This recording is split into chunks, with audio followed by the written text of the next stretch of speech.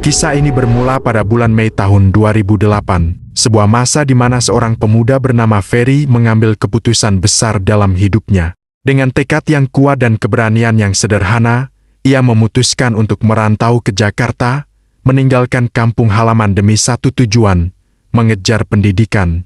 Ferry datang ke Jakarta seorang diri, tanpa saudara, tanpa kerabat, bahkan tanpa seorang pun kenalan yang menantinya di kota besar itu. Yang ia miliki hanyalah niat, harapan dan keyakinan bahwa hidup bisa berubah jika ia berani melangkah.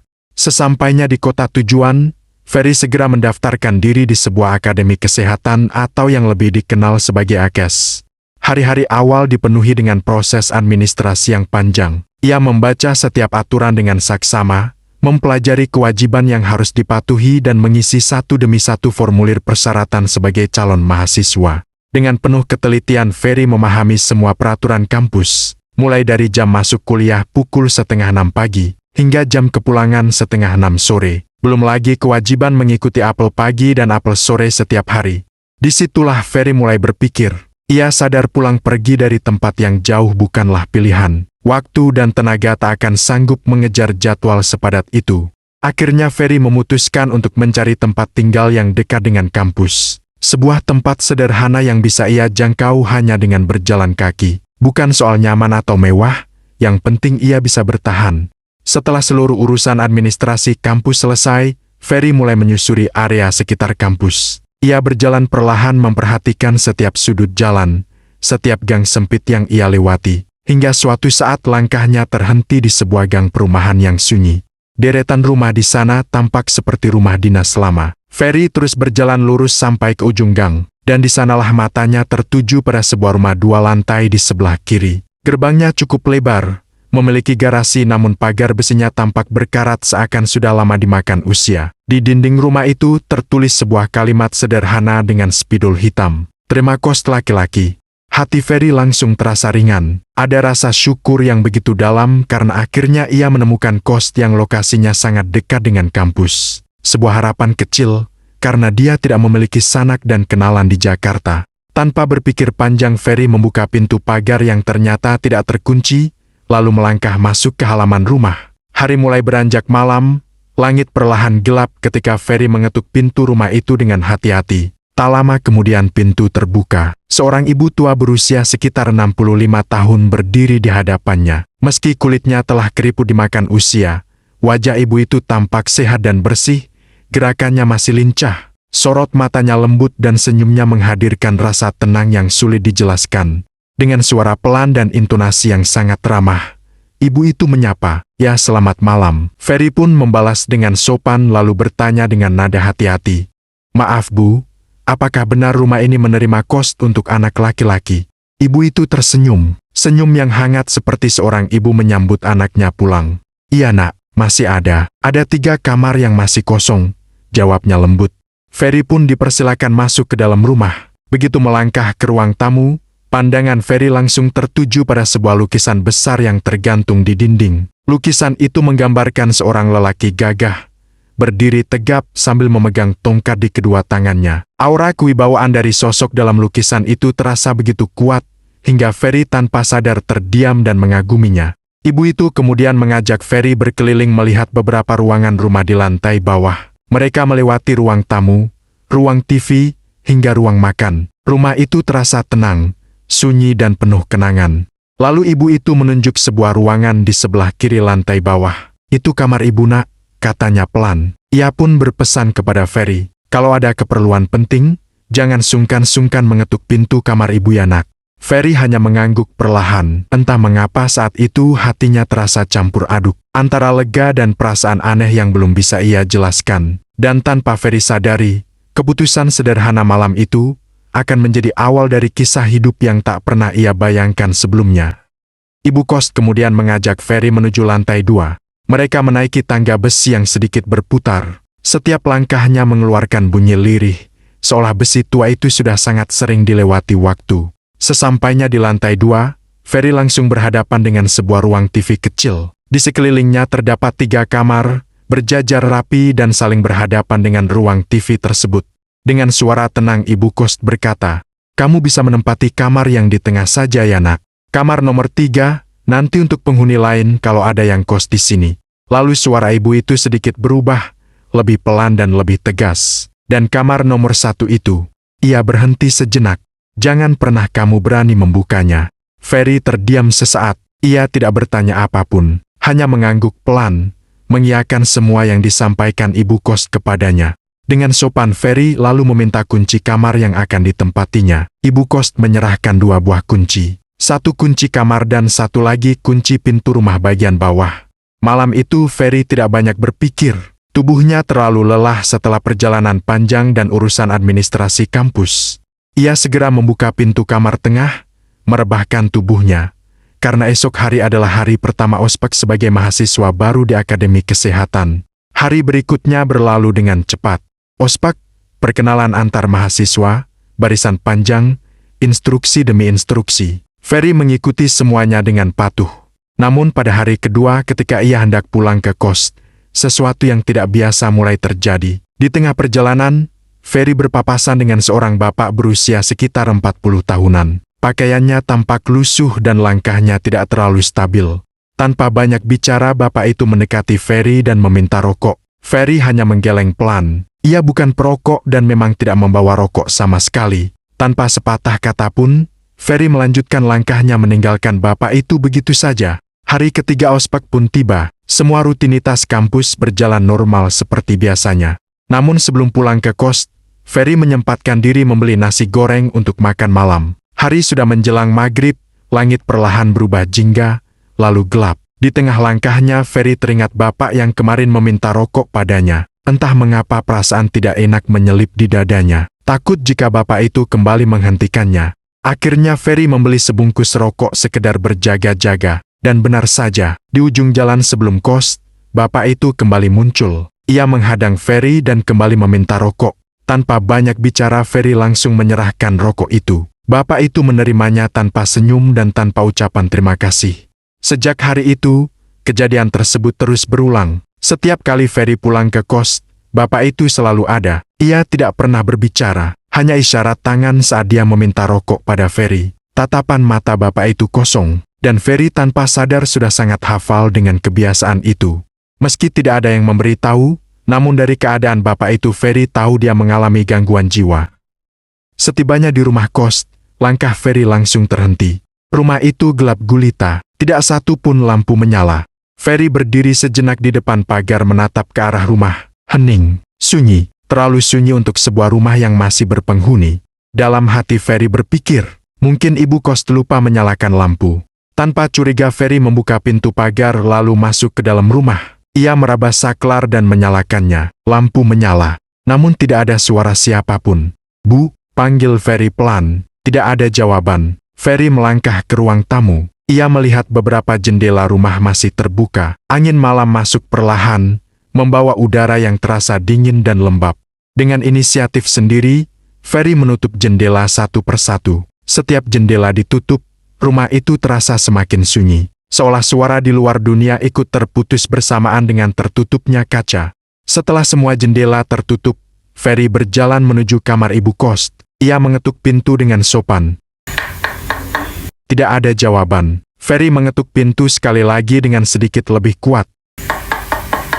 Namun tetap tidak ada jawaban. Perasaan tidak nyaman mulai muncul. Tapi karena lelah Ferry mencoba berpikir positif. Ferry berpikir mungkin ibu sudah tidur. Tanpa berkata apapun lagi, Ferry naik ke lantai 2 menuju kamarnya untuk beristirahat. Hari keempat ospek pun tiba. Ferry mendapat tugas dari senior membuat rumbai-rumbai dari tali plastik yang nantinya bisa dijadikan komoceng, baju dan bahkan rok. Tugas yang harus selesai keesokan harinya. Karena tidak sempat menyelesaikannya di kampus, Ferry memutuskan mengerjakannya di kos. Rutinitas Ferry masih sama seperti hari-hari sebelumnya. Pulang kampus, membeli nasi goreng, membelikan rokok untuk bapak yang selalu menghadangnya di jalan. Dan seperti biasa saat Ferry tiba di rumah kos, lampu belum juga menyala. Ia kembali menyalakan saklar, menutup jendela yang entah mengapa selalu terbuka, memanggil ibu kos, mengetuk pintu kamar beliau, namun hasilnya selalu sama, hening.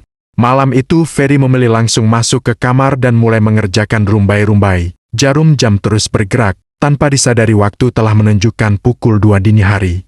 Saat Ferry sedang fokus merajut tali plastik, tiba-tiba terdengar suara angin kencang. Bukan angin biasa, suara itu melolong, berputar seperti angin puting beliung yang mendekat.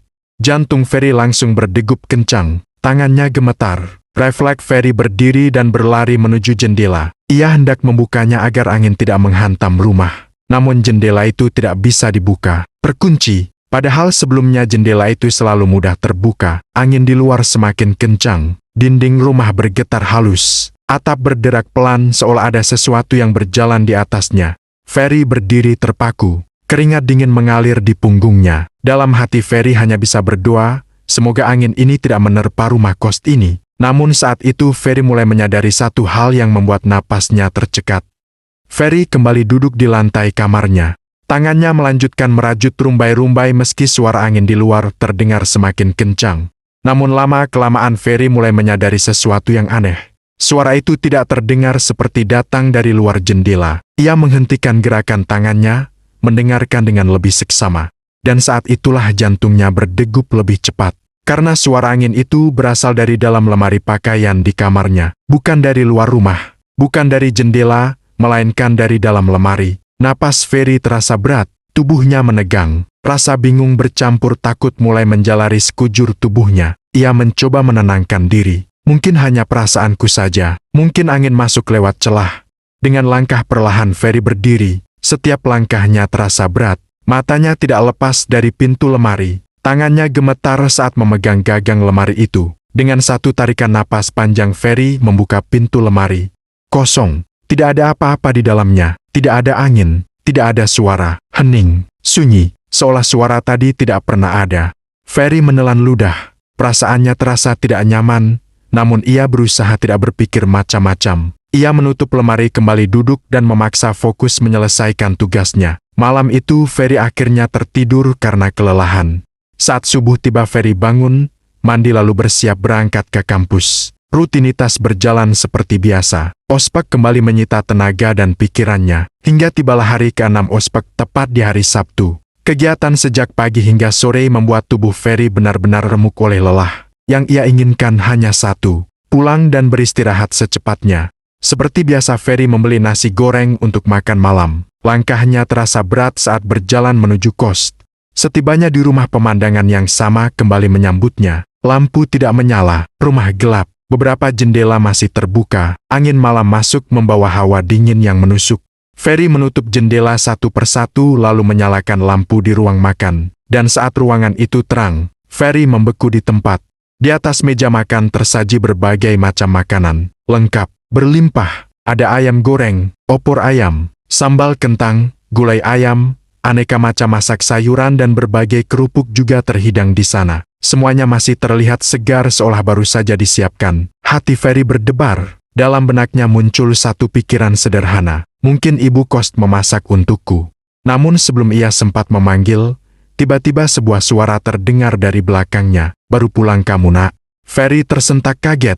Tubuhnya refleks berbalik. Jantungnya hampir terasa berhenti. Ibu kos berdiri di sana. Wajahnya tenang. Tatapannya lurus menatap Ferry. Dengan suara gugup Ferry berusaha tersenyum. Ibu, ini masak buat saya bu. Namun ibu kos tidak menjawab pertanyaan itu. Ia justru mengulang pertanyaannya dengan nada yang sama. Kamu baru pulang? Iya bu, saya baru pulang jawab Ferry cepat mencoba menutupi kegugupannya. Ibu kos tersenyum tipis. Senyum yang kali ini terasa berbeda. Kalau kamu mau, ucapnya pelan. Silakan dimakan nak. Ferry menatap kembali meja makan itu. Entah mengapa aroma masakan yang harum tadi kini terasa terlalu menyengat. Namun sebelum menyentuh makanan yang tersaji di atas meja itu, Ferry memutuskan untuk mandi terlebih dahulu. Tubuhnya lengket oleh keringat setelah seharian beraktivitas. Ia naik ke kamar mandi membiarkan air mengalir di atas kepalanya. Namun bahkan di balik suara gemericik air, pikiran Ferry terus kembali pada meja makan itu. Pada jumlah makanan yang terlalu banyak untuk satu orang. Setelah selesai mandi, Ferry mengenakan pakaian bersih dan turun ke lantai bawah. Ibu kos tidak lagi ada di sana. Hati Ferry langsung terasa tidak enak. Ia merasa tidak sopan jika makan tanpa memberitahu ibu kos terlebih dahulu. Dengan niat baik Ferry mendekati kamar ibu kos. Ia mengetuk pintu perlahan. Tidak ada sahutan. Ferry menunggu beberapa saat, mengetuk sekali lagi. namun tetap tidak ada jawaban. Dalam hati Ferry berpikir mungkin ibu sudah tidur. Setelah menunggu cukup lama dan rasa lapar semakin terasa, Ferry akhirnya memutuskan untuk tidak menyentuh makanan di meja makan. Ia mengambil nasi goreng yang tadi ia beli, membawanya masuk ke kamar, lalu duduk dan mulai menyantapnya pelan-pelan. Baru beberapa suap tiba-tiba terdengar suara aneh.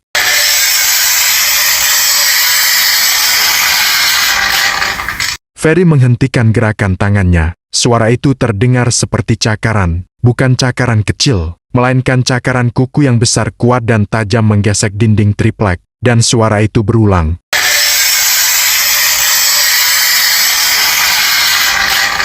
Bulu kuduk Ferry langsung berdiri, jantungnya berdegup tak beraturan, rasa dingin menjalar dari tengkuk hingga ke punggung. Ia menoleh ke arah suara itu berasal. Dinding di sampingnya tampak diam namun suara itu jelas terdengar. Ketakutan mulai menguasai pikirannya, tangannya gemetar. Nasi goreng di depannya sudah tak lagi terasa enak. Dalam kondisi panik Ferry mengambil ponselnya. Ia menelpon orang tuanya. Telepon tersambung, ibunya yang mengangkat. Dengan suara bergetar Ferry menceritakan semua yang ia alami. Rumah gelap, suara-suara aneh, dan kini suara cakaran yang tak berhenti. Ibunya mendengarkan dengan sabar, lalu berkata dengan nada menenangkan, "Kamu kan laki-laki, kamu pasti kuat. Banyak-banyak berdoa ya nak." Kata-kata sederhana itu entah mengapa memberi Ferry sedikit kekuatan. Setelah menutup telepon Ferry menarik napas panjang. Ia mencoba menenangkan diri. Mungkin hanya tikus, mungkin cuma suara kayu memuai. Namun suara itu tidak berhenti. Suara tersebut terus terdengar hingga Ferry naik ke tempat tidurnya untuk tidur. Dan yang membuat ketakutan itu semakin menjadi adalah, suara itu hanya terdengar di dalam kamar Ferry. Tidak dari luar, tidak dari kamar lain tapi hanya di sana. Ferry memejamkan mata, memaksa dirinya untuk tidak mendengarkan, membiarkan tubuhnya lelah hingga akhirnya tertidur. Suara itu terus ada hingga perlahan menghilang bersama kesadarannya. Minggu pagi itu suasana terasa begitu tenang. Setelah mandi dan sedikit bersantai di kamarnya, Ferry tidak langsung turun ke bawah. Tidak ada kegiatan di kampus hari itu membuatnya memilih berlama-lama di dalam kamar. Menikmati waktu luang yang jarang ia dapatkan sejak menjadi mahasiswa baru. Hingga perlahan rasa lapar mulai terasa di perutnya. Dalam benaknya terlintas pikiran bahwa sisa makanan yang dimasak ibu kos tadi malam mungkin masih ada dan bisa ia santap pagi ini. Dengan langkah santai Ferry pun turun ke bawah. Selain ingin mencari makan, ia juga berniat menonton acara favoritnya yang selalu tayang setiap minggu pagi. Namun sesampainya di ruang makan langkahnya terhenti. Meja makan tampak rapi, bersih, tanpa sisa makanan sedikit pun. Piring-piring yang semalam digunakan kini sudah tertata rapi di rak piring. Tidak ada tanda-tanda bahwa makanan itu pernah ada. Ada sedikit rasa kecewa yang menyelinap di hati Ferry, namun ia berusaha tidak memikirkannya terlalu dalam. Ia lalu mencoba mencari ibu kos, berharap bisa sekedar menyapa atau bertanya. Namun tak seorang pun ia temukan. Dalam pikirannya mungkin ibu kos masih tertidur di kamar. Ferry kemudian membuka jendela yang masih tertutup rapat. Udara pagi yang segar perlahan masuk, membawa cahaya matahari dan angin lembut ke dalam rumah. Ia memilih untuk tidak membangunkan ibu kos dan berusaha mengabaikan perasaan aneh yang sempat terlintas di benaknya pagi itu. Hari demi hari pun berlalu. Ferry kembali menjalani rutinitasnya seperti biasa, berangkat ke kampus, mengikuti perkuliahan, dan menjalani berbagai kegiatan yang padat, hingga tanpa terasa waktu telah memasuki bulan ketiga sejak ia resmi menjadi mahasiswa. Suatu hari di kampus, beberapa temannya menegur Ferry dengan nada bercanda namun terasa janggal di telinganya. "Fer, kalau mau ke kampus, setidaknya mandi dulu deh." Ferry terdiam sejenak. Ia merasa heran karena setiap kali sebelum berangkat ke kampus ia selalu mandi. Bahkan belakangan ini ia justru lebih sering mandi karena kondisi kulitnya sedang bermasalah. Di beberapa bagian tubuhnya muncul ruam kemerahan yang terasa gatal. Ia menduga hal itu disebabkan oleh aktivitas luar ruangan yang padat dan panas matahari selama masa perpeloncoan di kampus. "Saya selalu mandi kok," Ferry menjawab singkat, berusaha terdengar biasa saja. Namun perkataan itu tidak benar-benar ia masukkan ke dalam hati. Ia menganggap semua itu hanyalah bagian dari tekanan dan candaan senior selama masa peloncoan. Sesuatu yang menurutnya wajar dan akan berlalu seiring waktu. Tanpa ia sadari hari itu adalah awal dari keanehan-keanehan lain yang perlahan akan mengusik hidupnya.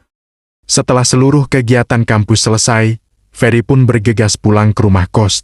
Hari sudah hampir memasuki waktu maghrib. Langit mulai meredup dan suasana sekitar terasa lebih sunyi dari biasanya. Seperti kebiasaan sebelumnya, Ferry tidak lupa membeli sebungkus nasi goreng untuk makan malamnya.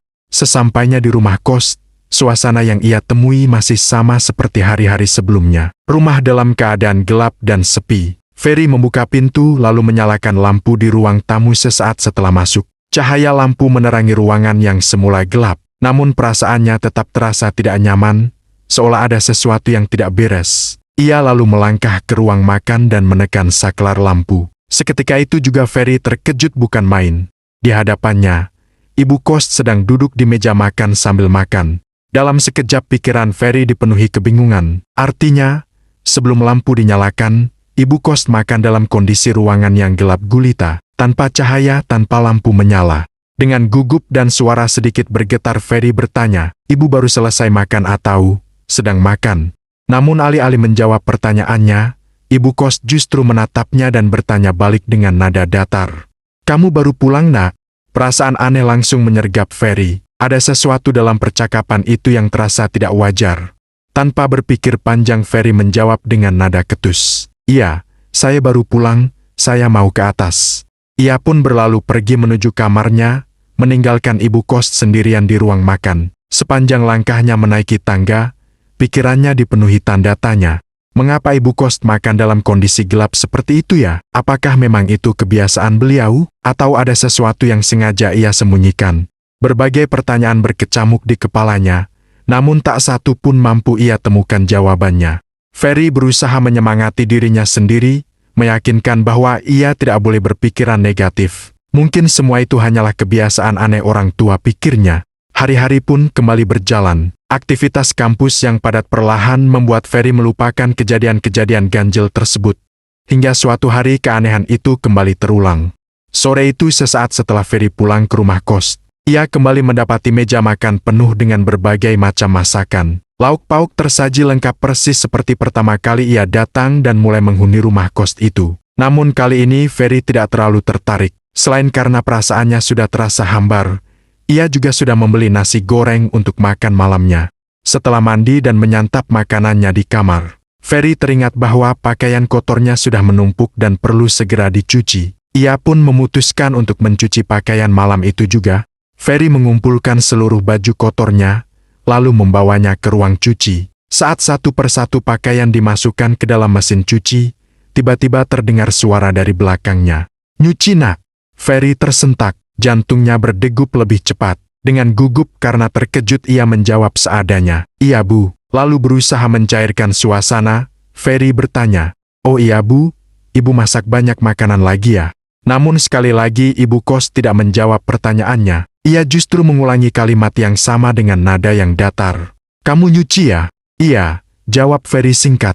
Setelah mendengar jawaban itu, ibu kos langsung berjalan turun ke bawah, meninggalkan Ferry sendirian di ruang cuci. Ferry berdiri terpaku beberapa detik. Ada rasa heran, bingung dan tidak nyaman yang semakin menguat di dalam dirinya. Mengapa setiap pertanyaannya tidak pernah dijawab? Mengapa ibu kos hanya mengulang pertanyaan yang sama? Pertanyaan-pertanyaan itu kembali berputar di kepalanya. Dan kali ini Ferry mulai merasa bahwa semua keanehan ini bukan sekadar kebiasaan biasa. Ferry kembali melanjutkan pekerjaannya. Satu persatu pakaian kotor ia masukkan ke dalam mesin cuci. Malam itu terasa berbeda. Udara di ruang cuci dingin, lembab dan berat seolah ruangan itu menyimpan sesuatu yang tidak terlihat. Ketika mesin cuci dinyalakan, suaranya terdengar lebih berisik dari biasanya, berdecit dan bergetar, mungkin karena usianya yang sudah terlalu tua. Namun justru suara itulah yang kini menjadi satu-satunya penanda bahwa Ferry tidak sendirian, atau setidaknya itulah yang ingin ia yakini. Lampu ruang cuci menyala redup, bayangan-bayangan samar menempel di dinding. Ferry memilih menunggu di sana hingga mesin berhenti, duduk sambil sesekali mengusap lengannya sendiri. Ada rasa tidak nyaman yang terus merayap naik ke dadanya, seperti ada sepasang mata yang sedang mengawasinya, hingga sesuatu yang tak pernah terlintas dalam pikirannya, benar-benar terjadi. Tanpa sengaja, Ferry mendongakkan kepala, dan saat itulah, napasnya seakan berhenti. Di atas sana, tepat di area langit-langit, berdiri sesosok pocong. Tubuhnya tinggi, kaku, melayang setengah menggantung. Kain kafannya tampak kusam dan kotor, seolah telah lama terkubur. Wajahnya rusak tak lagi utuh. Salah satu matanya hanya tersisa sebelah kiri, terbuka lebar menatap Ferry tanpa berkedip. Dari wajah itu terlihat cairan merah gelap menetes perlahan, membasahi kain kafan yang membungkus kepalanya. Waktu seolah berhenti. Jantung Ferry berdegup begitu keras hingga telinganya berdenging. Kakinya melemas. Tubuhnya tak mampu bergerak sedikit pun. Dan yang membuat segalanya semakin mengerikan, sosok itu perlahan condong ke depan, seakan berusaha mendekat. Dalam kepanikan yang tak terkendali, Ferry tersungkur jatuh ke lantai. Tangannya gemetar mencoba menopang tubuhnya. Ia ingin bangkit, ingin lari, ingin menjauh sejauh mungkin dari makhluk itu. Namun sebelum ia sempat berdiri, dari sampingnya terdengar suara pelan, terlalu dekat. "Kamu kenapa, nak?" Ferry tersentak. "Ibu, apaan sih?" Pikirannya kacau, nafasnya tersengal, ia bahkan tak tahu lagi apa yang harus ia percayai. Sosok pocong itu apakah masih di sana? Apakah hanya halusinasi? Atau justru suara ibu kos itu yang lebih menakutkan? Tanpa menoleh lagi ke atas, tanpa memastikan apapun, Ferry langsung bangkit dan berlari keluar dari ruang cuci. Ia meninggalkan pakaian-pakaiannya, meninggalkan mesin cuci yang masih berputar, bahkan meninggalkan ibu kos begitu saja. Ia mengunci diri di dalam kamar, menutup pintu rapat-rapat, menarik selimut menutupi tubuhnya. Nafasnya masih gemetar dan keringat dingin membasahi pelipisnya. Malam itu, Ferry tertidur dalam ketakutan yang belum pernah ia rasakan sebelumnya. Dan ketika pagi datang, Ferry tidak tahu satu hal penting. Apakah semua itu sudah berakhir? Atau justru baru saja dimulai? Keesokan harinya saat Ferry terbangun dari tidurnya, ia memilih untuk tetap berada di dalam kamar. Tirai jendela masih tertutup, cahaya pagi hanya masuk sedikit melalui celah-celah kecil. Pikirannya tidak tenang. Peristiwa semalam terus berputar di kepalanya membuat dadanya terasa sesak. Ada perasaan gelisah, bingung dan tidak tahu harus berbuat apa. Bahkan untuk sekedar turun ke bawah pun, ada rasa takut yang sulit ia jelaskan. Waktu berjalan begitu lambat, jam demi jam berlalu tanpa terasa hingga akhirnya jarum jam menunjukkan pukul 4 sore. Rasa lapar yang sejak tadi ia abaikan mulai tak tertahankan. Dengan langkah ragu, Ferry akhirnya keluar dari kamar dan turun ke lantai bawah. Namun seperti hari-hari sebelumnya, Ferry tidak menemukan ibu kos dimanapun. Rumah itu kembali dalam keadaan sepi, sunyi yang aneh.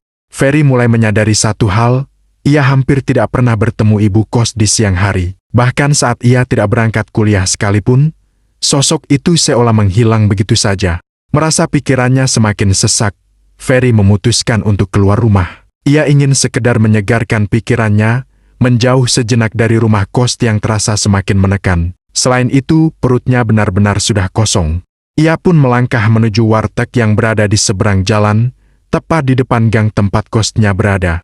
Sesampainya di sana, Ferry duduk dan memesan makanan seadanya. Saat ia mulai menyantap hidangan yang dihidangkan, pemilik warteg menyapanya dengan senyum ramah. "Perasaan ibu, baru lihat kamu deh. Kamu kerja atau kuliah, Dik?" Ferry mengangkat wajahnya dan menjawab dengan sopan, "Saya kuliah, Bu." Percakapan ringan pun terjalin. Tidak ada hal penting yang dibicarakan, hanya obrolan sederhana sekadar menyapa dan bersilaturahmi. Namun entah mengapa berada di tempat itu membuat Ferry merasa sedikit lebih tenang. Ada kehangatan yang tidak ia rasakan di rumah kos. Waktu terus berjalan, tak terasa bulan suci Ramadan pun tiba. Seluruh kegiatan kampus diliburkan dan akan kembali aktif seminggu setelah Lebaran. Dengan waktu libur yang cukup panjang itu, Ferry memutuskan untuk pulang ke kampung halamannya. Seperti kebiasaan kebanyakan orang yang pulang dari rantau, keluarganya pun mulai bertanya tentang bagaimana kehidupannya selama jauh dari rumah. Dan tanpa menutupi apapun, Ferry menceritakan semuanya. Dia mengisahkan setiap kejadian yang dialaminya. Tentang rumah kos, tentang ibu kos dan tentang keanehan-keanehan yang selama ini ia pendam sendiri. Di hadapan seluruh keluarganya, Ferry mencurahkan semua perasaan yang selama ini ia tahan. Ia berharap mereka mengerti, ia berharap ada yang benar-benar memahami apa yang ia rasakan. Namun tanggapan yang ia terima tak sepenuhnya seperti yang ia harapkan. Kakeknya berkata dengan nada tenang, "Tidak apa-apa, itu justru tanda kalau rezekimu ke depan akan lancar." Ayahnya menimpali, "Mungkin sholat kamu saja yang masih kurang." Keluarganya mendengarkan, tetapi mereka tidak benar-benar merasakan apa yang Ferry rasakan. Tanpa terasa masa liburan pun akhirnya berakhir. Ferry harus kembali ke Jakarta untuk melanjutkan studinya. Berhubung kegiatan kampus akan dimulai pada hari Senin, ia memutuskan berangkat pada hari Minggu sehari sebelum perkuliahan kembali aktif. Perjalanan kali ini terasa berbeda. Jika sebelumnya Ferry berangkat seorang diri dengan perasaan campur aduk antara takut dan berharap, kali ini ia ditemani oleh seorang saudaranya bernama Yanto. Mereka berdua berangkat mengendarai sepeda motor menyusuri jalan panjang menuju rumah kos tempat Ferry tinggal. Hari menunjukkan pukul 4:30 sore ketika mereka akhirnya tiba di depan rumah kos. Matahari mulai condong ke barat. Cahaya jingga memantul samar di dinding bangunan tua itu. Suasana sekitar tampak sepi, bahkan terlalu sepi untuk ukuran sebuah rumah kos. Yanto menghentikan motor dan menatap bangunan itu cukup lama. Wajahnya menunjukkan kebingungan bercampur heran. "Fer," katanya pelan seolah ingin memastikan sesuatu. "Bener ini kosan kamu?" "Ya, ini tempat kos saya," jawab Ferry mantap meski di dalam hatinya sendiri ada rasa tak nyaman. Yanto kembali menatap rumah itu. Pintu tertutup dan jendela gelap seperti tak ada satupun tanda kehidupan. "Tapi ini rumah kosong loh, Fer." Ferry langsung menoleh. "Jangan ngomong gitu," Ferry berkata cepat. "Gak enak didengar yang punya rumah, orangnya ada di dalam." Yanto tidak membalas. Ia hanya mengangguk pelan meski raut wajahnya masih menyimpan keraguan. Karena hari sudah mulai gelap, Ferry mengajak Yanto untuk menginap semalam saja sebelum keesokan harinya kembali ke kampung halaman. Ia merasa tidak tenang jika Yanto harus pulang malam itu juga. Ada perasaan aneh seolah rumah itu tak ingin ia datangi sendirian. Yanto sempat ragu namun akhirnya mengangguk setuju. "Ya udah, entah kenapa rasanya nggak enak," kata Yanto dengan jujur. Ferry membuka pintu rumah. Begitu pintu terbuka, Yanto kembali berbisik dengan suara tertahan. "Ini kosong loh, Fer." Takut perkataan itu terdengar oleh ibu kos, Ferry langsung memberi kode agar Yanto diam. Mereka pun lalu masuk ke dalam. Udara di dalam rumah terasa pengap dan dingin. Lampu dinyalakan namun cahaya yang menyala justru membuat suasana semakin terasa sunyi. Ferry langsung menuju ke kamar ibu kos. Ia berniat memberitahu sekaligus meminta izin karena membawa saudaranya untuk menginap 1 malam saja. Ferry mengetuk pintu kamar itu sekali, 2 kali, hingga berkali-kali. Namun tidak ada jawaban, tak ada suara langkah, tak ada sahutan, tak ada apapun. Ferry terdiam sejenak. Ia lalu teringat, ini masih suasana lebaran. Mungkin saja ibu kos sedang pergi ke rumah sanak saudara. Pikiran itu sedikit menenangkannya, meski tidak sepenuhnya. Mereka pun naik ke lantai atas menuju kamar Ferry. Baru beberapa langkah berada di ruang TV. Tiba-tiba, suara piring pecah terdengar begitu kuat. Bukan sekali, tapi berkali-kali. Suaranya berlangsung cukup lama. Suaranya begitu jelas terdengar berasal dari sebelah kamar yang Ferry tempati. Kamar yang dulu pernah ditunjuk ibu kos sambil berkata dengan nada tegas agar Ferry tidak pernah membukanya. Yanto langsung menegang dengan tubuh kaku. "Ya Tuhan," ucapnya dengan suara bergetar. "Berantem aja sampai mecah-mecahin piring." Ferry pun terdiam. Jantungnya berdegup semakin cepat. Ia tahu betul kamar itu tidak pernah ia sentuh. Bahkan untuk sekedar mendekat pun ia selalu menghindar. Pesan ibu kos tentang kamar itu selalu terngiang jelas di kepalanya. Suara piring pecah itu akhirnya berhenti. Sunyi, terlalu sunyi. Ferry dan Yanto saling berpandangan. Tidak ada yang berani berbicara. Di dalam hati Ferry, satu keyakinan mulai tumbuh perlahan tapi pasti. Rumah ini tidak pernah benar-benar kosong. Setelah kejadian itu, Ferry segera mengajak Yanto masuk ke dalam kamarnya. Ia berusaha bersikap biasa saja seolah suara piring pecah yang barusan mereka dengar tidak pernah terjadi. Ferry tidak ingin suasana semakin tegang, terlebih Yanto terlihat jelas masih diliputi rasa takut. Di dalam kamar mereka duduk sambil menyantap makanan yang tadi dibeli. Suasana hening beberapa saat, hingga akhirnya Yanto membuka pembicaraan dengan nada serius. "Fer, pokoknya kamu harus pindah dari sini." Ferry hanya mengangguk pelan. "Iya, nanti aku pikirin," jawabnya singkat. Ia lalu menyuruh Yanto untuk melanjutkan makannya. Waktu terus berjalan. Hingga menjelang tidur, mereka mengobrol santai membicarakan kampung halaman, keluarga dan hal-hal ringan lainnya. Obrolan khas dua saudara yang lama tidak bertemu. Perlahan suasana terasa lebih normal, seolah rumah kos itu tidak menyimpan apapun. Karena kelelahan dan esok pagi harus mulai kembali menjalani perkuliahan, Ferry pun segera merebahkan diri. Tak lama, ia pun tertidur lelap. Saat waktu subuh tiba, sekitar pukul 4:30 pagi, Ferry terbangun. Saat matanya terbuka, ia langsung terkejut. Yanto terlihat duduk di sudut kamar dengan pandangan kosong menatap lantai. Tubuhnya basah oleh keringat, napasnya tidak teratur, wajahnya pucat pasi. "Yan, kamu kenapa?" tanya Ferry panik. Dengan bibir gemetar dan suara yang hampir tak keluar, Yanto berkata, "Pokoknya, aku harus pulang sekarang." Ferry semakin bingung. "Iya, tapi kamu kenapa? Kenapa kamu kayak gini?" Yanto menelan ludah, lalu mulai bercerita dengan suara bergetar. Ia mengatakan bahwa sejak semalam ia sama sekali tidak bisa tidur. Setiap kali matanya terpejam, ia merasakan ada sesuatu yang menarik-narik kakinya. Bukan sekali, tapi berkali-kali. "Itu bukan mimpi, Fer," katanya lirih. Lehernya panjang, kepalanya besar, rambutnya panjang, dan mukanya penuh warna merah. Sepanjang malam makhluk itu terus mengganggunya, menarik kakinya, mendekat dan membuatnya tak berani bergerak. Yanto mengaku sudah berusaha membangunkan Ferry berkali-kali, namun Ferry sama sekali tidak terbangun, seolah tidur dalam keadaan yang sangat dalam. Ferry terdiam sejenak. Cerita itu membuat bulu kuduknya berdiri, namun yang membuatnya semakin yakin, di tubuh Yanto memang terlihat beberapa helaian rambut. Rambut itu panjang dan bukan rambut Yanto. Dengan tangan gemetar Ferry mencoba mengambil salah satu helaian rambut tersebut. Saat disentuh rasa dingin langsung menjalar ke ujung jarinya. Seketika itu juga tubuh Ferry merinding hebat. "Yan, kamu mandi dulu," ucap Ferry akhirnya. Yanto mengangguk cepat seolah tak ingin berlama-lama berada di rumah itu. Namun saat Ferry bersiap untuk berangkat ke kampus, tubuhnya mendadak terasa panas. Kepala pusing, badan linu dan batuk tiba-tiba menyerangnya. Dalam kondisi seperti itu, Ferry akhirnya memutuskan untuk tidak berangkat ke kampus hari itu. Sebelum Yanto benar-benar pulang ke kampung halaman, ia kembali berpesan dengan nada yang sangat serius. "Fer, kali ini beneran, kamu harus pindah dari sini, jangan ditunda." Ferry mengangguk perlahan. Di dalam dirinya, perasaan bingung, takut dan kacau bercampur menjadi satu.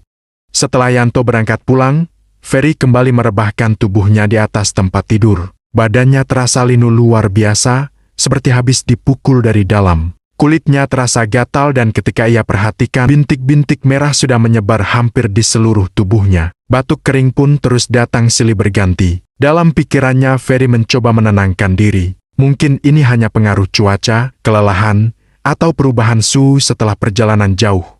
Namun ketenangan itu tidak bertahan lama. Saat Ferry batuk, tiba-tiba ia mendengar suara lain. Seperti ada yang mengikuti suara batuknya. Ia batuk sekali lagi. Dan suara itu kembali terdengar menirukan dengan tempo yang sama. Awalnya Ferry mengira itu hanya gema atau mungkin suara dari luar rumah. Tapi lama-kelamaan rasa tidak nyaman mulai menjalar. Ada sesuatu dalam suara itu yang terasa terlalu sengaja. Ferry mulai merasa kesal bahkan sedikit marah karena ia merasa sedang diledek. Dengan rasa jengkel bercampur penasaran, Ferry pun mencoba berpura-pura batuk. Ia menahan napas sejenak, lalu mengeluarkan batuk palsu dibuat-buat. Dan benar saja, suara itu kembali mengikuti. Namun kali ini Ferry benar-benar terpaku. Suara yang menirukan batuknya itu, suara seorang perempuan. Lebih mengerikan lagi suara itu berasal dari kamar sebelah, kamar yang sejak awal dilarang keras untuk ia buka. Dada Ferry terasa sesak, jantungnya berdetak tak beraturan. Semua kejadian aneh yang selama ini ia alami kembali terputar di kepalanya. Ia sadar apapun yang ada di rumah kos itu sudah jauh melampaui batas nalar manusia. Ferry tidak berani menoleh, tidak berani bergerak, ia hanya bisa pasrah. Mungkin karena jiwanya sudah terlalu terguncang atau tubuhnya yang memang sedang lemah. Ferry tidak tahu kapan kesadarannya menghilang. Yang ia ingat pandangannya mulai gelap dan semuanya lenyap begitu saja. Saat ia terbangun, hari sudah siang. Perutnya terasa sangat lapar. Tubuhnya masih lemas dan batuknya belum reda. Dengan sisa tenaga yang ada, Ferry memutuskan keluar kamar untuk mencari udara segar. Ia berniat pergi ke warteg seperti biasanya. Namun saat ia membuka pintu kamar, langkahnya langsung terhenti. Di ruang TV, duduk seorang perempuan muda, cantik, kulitnya bersih, rambutnya hitam panjang terurai rapi. Perempuan itu menoleh ke arah Ferry dan tersenyum lembut. Ferry refleks membalas senyumannya. Dalam pikirannya mungkin ini penghuni kos baru. Sebagai seorang lelaki, Ferry tak bisa memungkiri ia tertarik. Ada rasa senang yang tiba-tiba muncul. Bahkan untuk sesaat ketakutan yang selama ini menghantuinya seakan menghilang. Dengan perasaan ringan, Ferry keluar menuju warteg. Namun anehnya begitu sampai di sana, ia berubah pikiran. Ia tidak jadi makan di tempat. Ferry memilih membungkus makanannya dan membawanya pulang. Dalam hatinya ia ingin segera kembali. Ia ingin berkenalan dan ingin mengobrol. Dan setibanya di kos, Ferry masih melihat perempuan itu duduk di ruang TV, di posisi yang sama. Ia langsung masuk ke kamar dan makan dengan terburu-buru. Ada semangat yang lama tidak ia rasakan. Untuk pertama kalinya sejak tinggal di sana, Ferry merasa tidak sendirian. Setelah selesai makan, Ferry keluar dari kamar. Namun ruang TV itu sudah kosong. Perempuan itu tidak ada. Ferry berpikir mungkin perempuan itu sudah masuk ke kamarnya. Ia teringat ucapan ibu kos dulu, jika ada penghuni lain mereka akan menempati kamar nomor 3. Dengan langkah ragu, Ferry mendekat ke kamar itu dan mengetuk perlahan. Tidak ada jawaban. Ia mengetuk lagi. Tetap tidak ada sahutan. Rasa penasaran mengalahkan rasa takut. Dengan sedikit ragu, Ferry mencoba memutar gagang pintu. Tidak terkunci. Pintu itu terbuka perlahan. Begitu celah pintu terbuka, debu-debu langsung berhamburan keluar, membuat Ferry terbatuk. Ia membuka pintu itu lebih lebar dan seketika dadanya terasa dingin. Kamar itu kosong, sangat kosong, penuh debu. Plafonnya roboh di beberapa bagian. Lemari tua di sudut kamar tampak rapuh dan hampir ambruk. Tempat tidurnya hanya rangka besi berkarat seperti rongsokan yang sudah lama ditinggalkan. Tidak mungkin perempuan cantik itu tinggal di kamar seperti ini. Dengan perasaan tidak enak, Ferry berniat menutup kembali pintu kamar itu. Namun sebelum tangannya menyentuh pintu, tiba-tiba terdengar suara tepat di belakangnya. Ferry terkesiap, seluruh tubuhnya kaku. Ia menoleh dengan cepat. Tidak ada siapa-siapa, ruangan itu kosong, sunyi, hanya debu yang masih melayang di udara. Tanpa berpikir panjang, Ferry langsung masuk ke kamarnya dan menutup pintu rapat-rapat. Jantungnya berdegup kencang, kepalanya penuh tanda tanya, dia ketakutan dan kebingungan. Kini Ferry mulai mengerti satu hal yang sangat menakutkan. Malam itu sekitar pukul 8, Ferry masih belum bisa tidur. Ia hanya duduk di tepi ranjang menatap kosong ke arah pintu kamar. Pikirannya terus kembali pada sosok perempuan muda yang ia lihat siang tadi di ruang TV. Senyumnya, tatapannya, dan caranya duduk dengan tenang, semuanya terasa begitu nyata. Entah kenapa bayangan wajah itu terus terlintas. Ada rasa penasaran yang aneh. Bukan sekadar tertarik, tapi seperti ada dorongan halus yang memanggilnya untuk mendekat. Akhirnya Ferry berdiri. Ia membuka pintu kamar perlahan dan melangkah keluar. Ruangan lantai atas terasa sunyi. Ia berharap perempuan itu ada di ruang TV, mungkin sedang menonton atau sekadar duduk santai. Namun kosong. Tidak ada siapapun di sana. Lampu ruang TV menyala redup, sofa kosong, televisi mati. Sunyi yang terasa terlalu dalam. Ferry menghela napas pelan. Dia sedikit kecewa dan sedikit bingung. Ia pun berbalik hendak kembali ke kamar. Tapi saat itulah langkahnya terhenti. Hidungnya mencium sesuatu. Aroma bunga melati. Wanginya lembut tapi sangat menyengat. Terlalu pekat untuk ukuran ruangan kosong. Bau itu memenuhi udara seolah-olah sumbernya sangat dekat. Bulu kuduk Ferry langsung berdiri. Kali ini ia tidak lagi menganggapnya kebetulan. Akal sehatnya seperti menampar kesadarannya. Semua kejadian aneh yang selama ini ia alami tiba-tiba terhubung satu sama lain. Ibu kos yang tak pernah terlihat di siang hari, tingkah lakunya yang ganjil, suara-suara misterius, sosok-sosok yang muncul dan menghilang begitu saja. Dan sekarang aroma melati di malam hari. Perlahan rasa penasaran itu berubah menjadi keberanian nekat.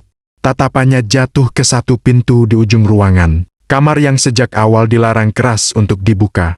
Jantung Ferry berdetak lebih cepat. Tapi ia teringat semenjak kembali dari lebaran, ibu kos memang tidak pernah terlihat. Tidak pernah muncul, tidak pernah menyapa. Cuma ingin lihat sebentar saja kok. Gumamnya pelan meyakinkan diri sendiri. Dengan langkah pelan dan hati-hati, Ferry mendekati pintu itu. Tangannya sedikit gemetar saat menyentuh gagangnya. Ia memutar perlahan. Tidak dikunci. Pintu itu terbuka dengan bunyi krek pelan. Dan apa yang ia lihat di dalam benar-benar di luar dugaannya. Kamar itu sangat bersih. Bukan sekadar bersih, tapi terlalu bersih. Jauh lebih rapi dibanding kamar Ferry sendiri. Aroma wangi memenuhi ruangan bercampur lembut dengan bau melati tadi. Udara di dalam terasa dingin dan sunyi, seperti ruangan yang tak pernah tersentuh waktu.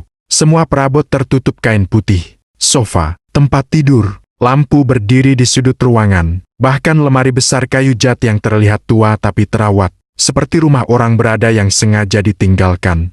Perlahan Ferry melangkah masuk, kakinya terasa ringan tapi dadanya berat, matanya menyapu setiap sudut ruangan dengan takjub. Di dalam lemari besar itu, ia melihat deretan buku-buku tebal tersusun rapi, buku sejarah, buku medis dan dokumen lama, semuanya tertata seperti perpustakaan kecil. Lalu pandangannya berhenti pada sebuah benda di atas sebuah meja, sebuah album foto keluarga. Ukurannya cukup besar dan sampulnya tebal, berdebu tipis tapi terawat.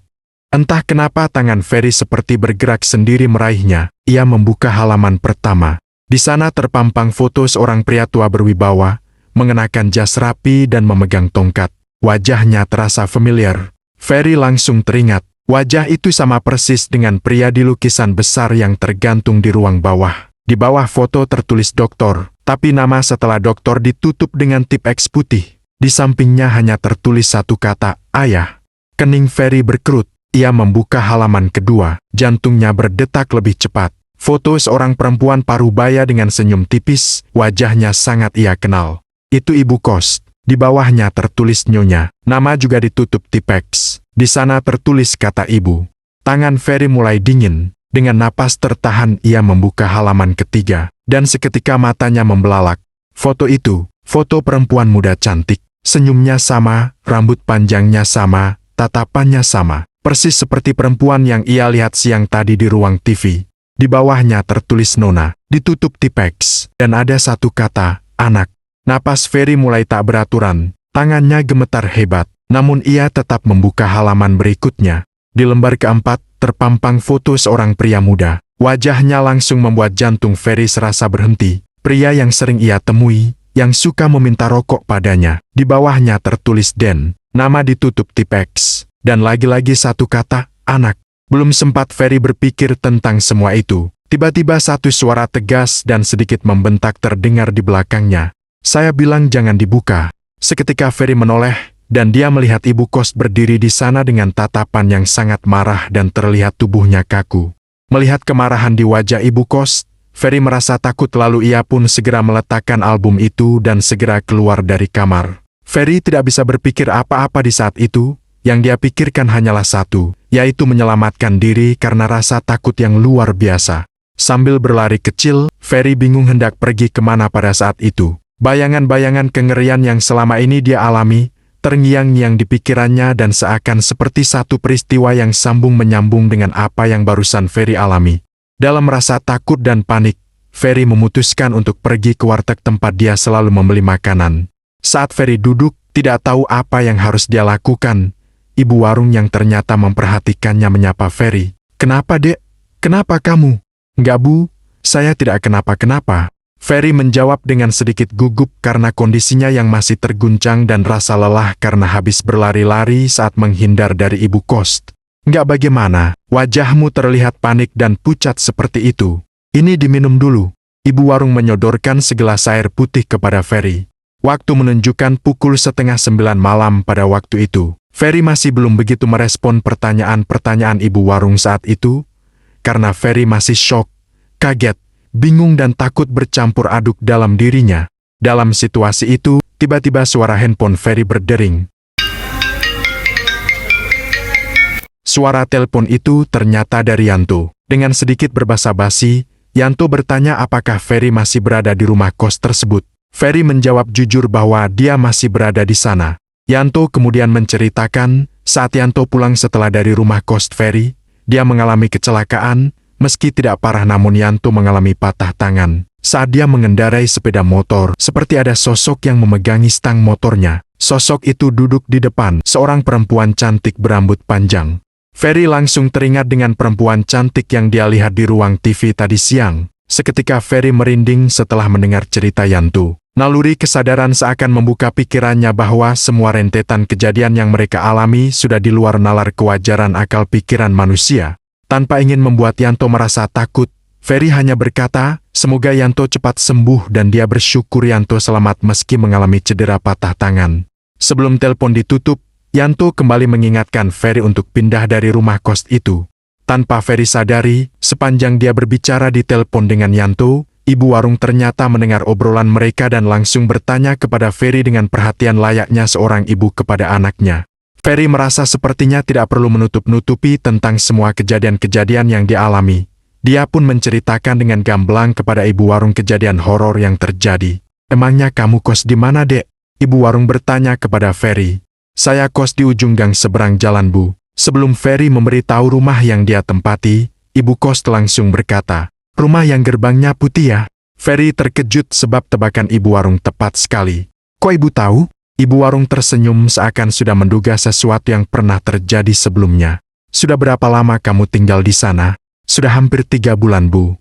Dari obrolan itu akhirnya ibu warung menceritakan bahwa tidak ada seorang pun yang berani dan bertahan tinggal di rumah itu sampai berbulan-bulan. Jangankan hitungan bulan, 3 hari saja sudah pada keluar dari rumah itu karena tidak berani lama tinggal di rumah tersebut. Ibu warung menyayangkan sikap Ferry yang kurang informasi dan bahkan tidak pernah berbaur dengan orang-orang yang ada di lingkungan rumah tempat dia kos. Atau setidaknya bertanya pada orang-orang yang sudah lama tinggal di sana tentang bagaimana sebenarnya kisah rumah tersebut beserta keluarga yang tinggal di rumah itu sebelumnya.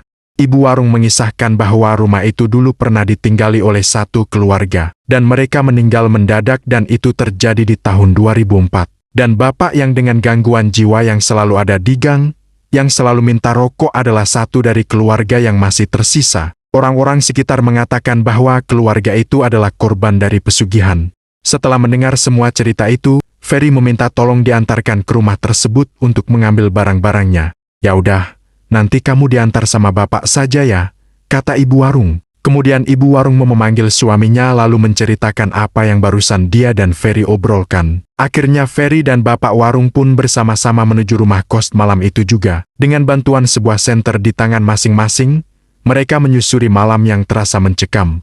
Dan benar saja, saat Ferry membuka ruang tamu, pemandangan yang sulit Ferry percaya membuatnya gemetar. Seisi ruangan tampak nyata seperti sebuah ruangan yang telah lama terbengkalai. Lukisan yang awalnya Ferry sangat kagumi, ternyata sudah sobek di sana-sini. Kayu-kayunya sudah lapuk. Sofa yang awalnya dia lihat bagus ternyata sangat kotor dan sebagian busanya pada keluar. Ferry sangat syok melihat kenyataan itu. Saat melewati ruang meja makan, Ferry melihat meja itu juga sangat kotor. Banyak kotoran hewan seperti burung di atas meja tersebut. Semua sangat kotor dan berantakan.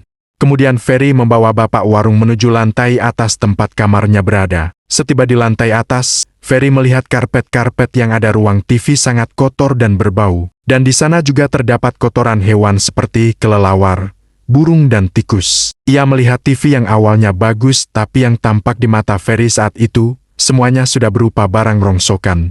Ferry tidak bisa mengontrol perasaannya dengan semua pemandangan yang dia saksikan saat itu. Seakan tak percaya bahwa yang selama ini dia tinggali dan dia lihat ternyata adalah rumah yang sudah terbengkalai cukup lama. Ferry sangat terguncang dan serasa tak sanggup membayangkan keadaan nyata di dalam kamarnya. Kamar yang dia tempati selama ini. "Istighfar ya nak," bapak warung menguatkan Ferry. Dengan memberanikan dan menguatkan diri, akhirnya Ferry membuka pintu kamarnya. Terpampang di hadapan Ferry pemandangan yang membuat bulu kuduknya merinding. Kasur yang selama ini dia tiduri ternyata hanya sebuah tikar kotor yang tidak layak untuk ditiduri. Tidak ada apa-apa di ruang kamar itu. Tidak ada meja, tidak ada almari. Seluruh ruangan sangat kotor dan penuh dengan debu. Sejenak Ferry tersadar, pantas selama ini ia merasa tubuhnya gatal-gatal. Pantas saja temannya pernah berkata dia tidak mandi saat pergi kuliah. Tubuhnya selalu merasa sakit. Ternyata selama ini dia tinggal di rumah dengan kondisi yang terbengkalai seperti yang dia lihat saat itu. Tanpa mau berlama-lama di sana, Ferry pun hanya mengambil pakaian yang ada di dalam koper dan mengemasi barang-barang penting saja. Dia dan bapak warung pun keluar dari rumah angker itu. Sepanjang jalan setelah keluar dari rumah itu, Ferry hanya diam. Dia tidak tahu akan pergi kemana. Berbagai macam perasaan bercampur dalam jiwanya. Ada rasa trauma, rasa tidak percaya, rasa bingung dan syok berbaur menjadi satu. Satu yang dia inginkan saat itu, Ferry ingin istirahat dan pulang ke kampung halamannya untuk menenangkan diri. Namun berkat kebaikan ibu dan bapak warung, mereka mengizinkan Ferry untuk tinggal di sana hingga tiba saatnya nanti Ferry pulang ke kampung halamannya. Setelah merasa cukup tenang, akhirnya Ferry kembali ke kampung halamannya untuk sementara waktu sampai dia bisa menenangkan rasa trauma dan ketakutan yang dialami. Di akhir kisah ini, Ferry tetap melanjutkan kuliahnya hingga dia mendapat gelar kesarjanaannya. Akan tetapi dia memilih tinggal di kos yang benar-benar ada dan nyata. Meski kisah horor yang dialami sudah cukup lama, namun bayangan-bayangan ketakutan itu masih saja membekas dalam ingatannya dan sekali waktu masih menyisakan kengerian yang begitu mendalam dalam jiwanya. Sekian dulu kisah nyata horor kali ini, para pendengar setia Bagas Horror Story. Sampai jumpa di kisah nyata horor berikutnya. Salam santun dari tim kami.